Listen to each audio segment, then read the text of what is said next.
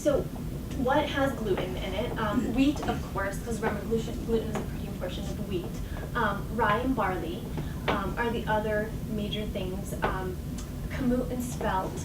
And technically oats are gluten-free, but there's so much cross-contamination on the way that they're raised that you really need to see on the package that it says oats from a dedicated facility that it was grown and processed gluten-free.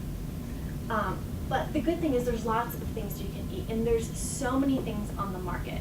And we have resources available here if anyone wants printouts from Whole Foods or Sprouts or Henry's of an array of gluten-free foods. Pretty much anything that you can currently eat right now that has wheat and gluten in it, they make in a gluten-free form. And we can also test a lot of people, and I highly recommend it, say, I need to know for sure whether my immune system is having a problem with gluten.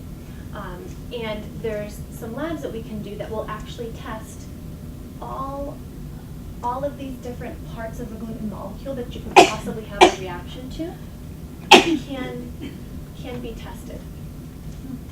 So you know what exactly you're having a reaction to. And we even test out, see that glutenomorphin? That's that I need bread reactor. People will often say, my doctor's checking me for celiacs. I don't have a problem with gluten. True, possibly you might not have celiacs.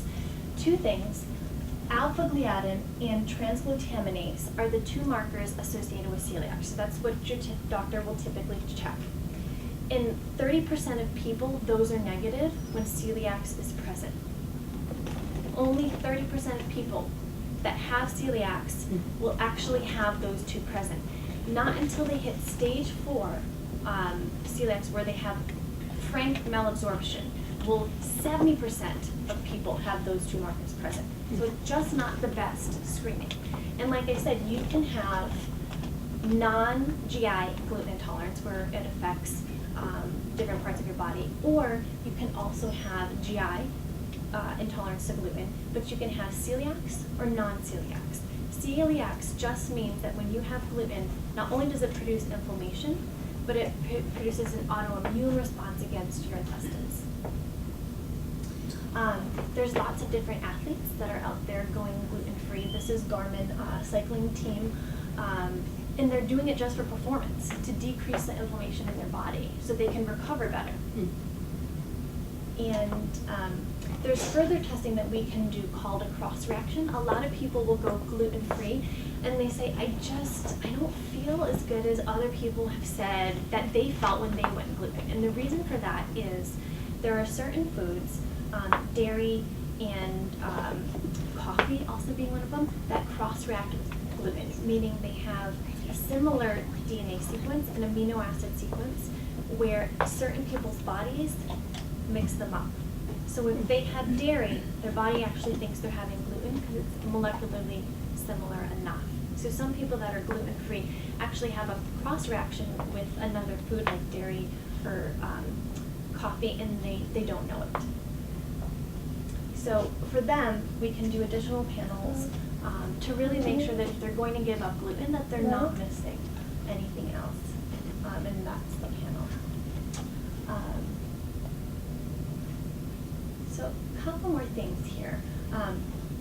My approach to healthcare is very proactive.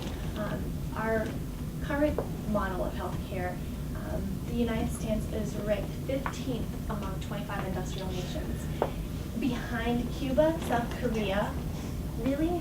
Cuba? Like we're not better than them in healthcare? And something interesting too, Pfizer, and these are all pharmaceutical companies, what they spent on marketing versus research. For example, Pfizer spent $16.9 billion on marketing and $7.68 billion on research. So we're the only country that allows commercials on TV to advertise for drugs. So it's just a different model.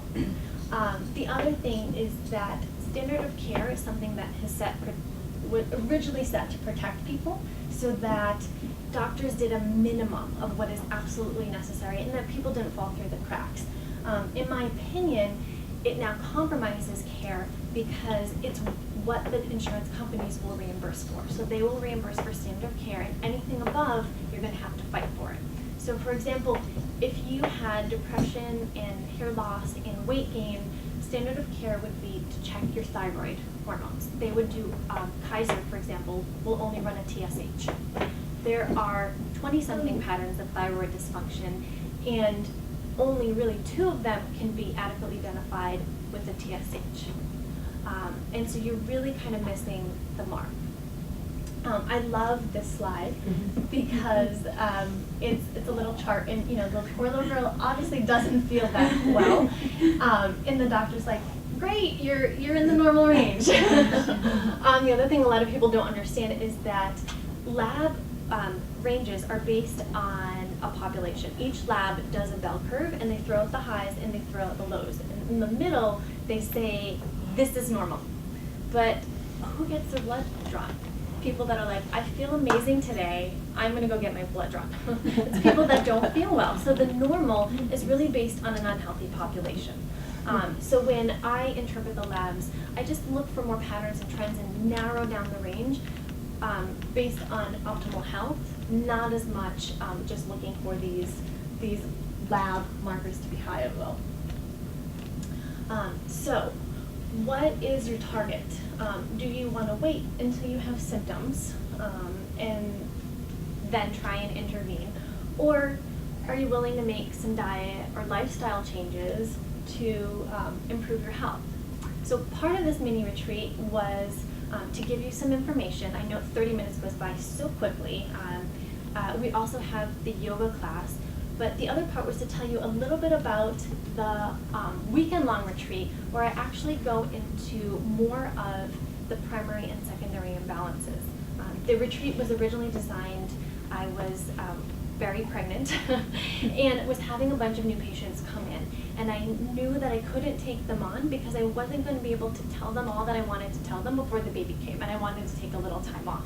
So I said, I had someone came to me and presented me with this opportunity, and I said, that's perfect. I'm going to give people so much information in one weekend so that they really understand what's going on in their bodies, and then interpret their own results for them separately, and then they'll be good for a few months of doing their own diet and lifestyle. And so that's what this weekend is about. It's one part relaxing. It's at a beautiful private estate in Malibu. There is a heated saltwater hot tub and pool. The entire place is green and eco. The electric company actually gives them a check, which is nice. It's one part repairing. So all of the food there is not only gluten-free and dairy-free, it's organic, the meats are hormone-free, nitrate-free, and it's actually designed to heal and repair that leaky gut. And it's all delicious, it really is. It's to show you that you don't have to give up anything by changing your diet. And it's also one part replenishing, because last year I did 5 workshops. I'm a little overachiever, but I actually have 2 more workshops this year that we'll be doing to give you all of the information that you need so that you understand what's going on in your body, where your symptoms are coming from, and to be able to navigate. So often you'll hear, I'm going to try this diet, I'm going to try that diet, and you don't really know, should I do it, is it for me? We'll give you the tools.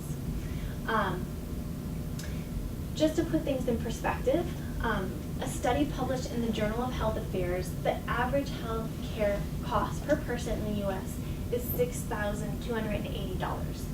And if we made just a few changes in our lives, some of which I talked about today, you could probably cut that number in half. And so if you're 30 years old, by the time you're 65, you would have saved $1 million, which is a lot of money. And if you're 60, the reality is we're living, well into our hundreds. And what is the quality of your life you want to have? If you currently are 40, 50, 60 years old and have symptoms, do you think those symptoms are going to stay like that? Or which direction are you moving in that bullseye? Are you moving towards optimal health, or are you moving towards disease?